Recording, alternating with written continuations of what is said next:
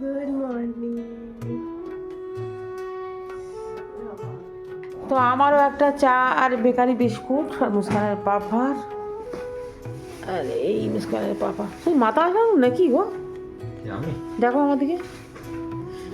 মাথায় মাফলার পরি না ঠান্ডার সময়।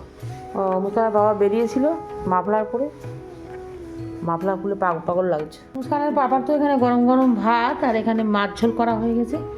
সবজি তো অনেক আছে, কিন্তু একটু বেলা করে খেতে পারতো, সবজি রান্না করতাম। না আর বেলা খাবো না, দেরি হয়ে গেলে কষ্ট হয়। কাল দুপুরে তো খেয়েছিলে। হুম, কাল দুপুরে ভাত খেয়ে মুস্কানের বাবার খুব কষ্ট হয়েছে, সকালে খেয়ে খেয়ে অভ্যাস হয়ে গেছে, ওই জন্য শুধু মাছ ঝোল ভাত করেছে। একদম ঠিক আছে। আর আজকের আমি রুটি খাবো দুপুরে, এখানে শুধু একজনের ভাত আছে, এখানে চাটনির ভাত আর চাটনির মাছ ঝোল। আমি রুটি আর চা খাবো, আর মুস্কান মৌসুম কাল বিরিয়ানি আছে ওরা খাবে। আচ্ছা, আমার রান্না বান্না কমপ্লিট।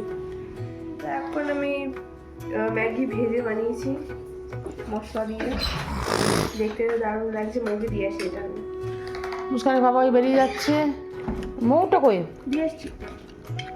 সেটা রান্না করে খেলে কি মজা হতো। একদমই না।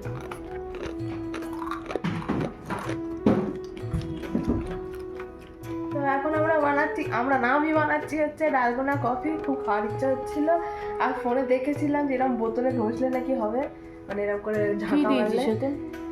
যে ডালগোনা কফিতে যা দেয়, কফি, চিনি, গরম জল। দুধ দিবি না? দাঁড়াও, ফেটে নিয়ে আগে। দেখি হয়েছে, ঢাকনা খোল দিই। দাঁড়াও, ঢাকনাটা খোল, পড়ে যাবে গায়ে। হ্যাঁ দেখি হবে। এ বাবা, খুলছে না তো। খোল দেখি, দেখি। বাবা, আমি ভাবছিলাম মুখ পর্যন্ত। বাবা কেন একটুখানি কফি দিয়ে আর মুখ পর্যন্ত। ওটা পেটে দুধ দিয়ে মিশিয়ে আন। আনতে পারো। মুস্কান এনেছে কফি। দুধটা মোটা করে করেছিস তো মুস্কান? হ্যাঁ, দুধটা ডালগোনা কফি তো খেয়ে দেখ। আমি তো বলি একটা ক্যাফে ট্যাফে খুলি। তুই তো একের পরে খেয়েই যাচ্ছিস। সকালে চা খেলো, তারপর ম্যাগি ভেজে খেলো, এখন আবার কফি বানিয়ে খেলো। তারপর কী খাবি বল? একটু বিরিয়ানি খাবো, তার সন্ধ্যাবেলা একটু মোমো করে খাবো। চিকেন নেই। ভেজ মোমো করে খাবো। এই যে দেখুন, এই যে কফি দাও। ওর মা গেছে জেভিয়ানের সঙ্গে দেখা করতে, আর ও আমাদের মাথা পাগল করে রেখেছে, কোনো জায়গায় থাকছে না, কি অবস্থা করছে, একটা পা আর একটা হাত উঁচু করে দাঁড়িয়ে আছে। এই যে ওর মাকে খুঁজে পাচ্ছে না, খালি কাঁদছে। এই যে এটা আমাদের টুবা। ওই দেখি মুস্কান কফি নিয়ে এসছে। সন্ধে হয়ে গেছে, আর আমি এখানে চা বানিয়েছি, আর মুস্কানের বাবার চা দিচ্ছি। তুমি কি করছো? এই একটুখানি সেলাই খুলে গেছে, সেলাইটা ঠিক করছি। পাঞ্জাবি পা প্যানে একটুখানি সেলাই খুলেছে। এই যে অনেক কিছু পারো তো।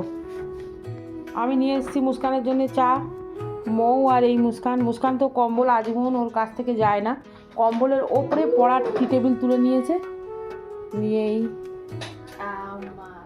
আর ওর ওই সোয়েটারটা সবসময় পরে আছে, মনে হচ্ছে যেন ও চান করে না, কিন্তু না। আমি চান করে চেঞ্জ করে নিই, তারপরে এই যাবো। আর আমার হাউস কোট, আর আমার কাছে চাম্বাদুর আছে, চাম্বাদুর।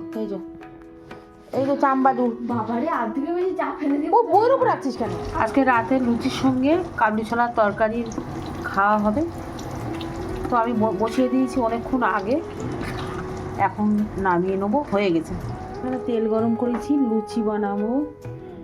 এই যে এক এক করে লুচিগুলো ভেজে নেবো।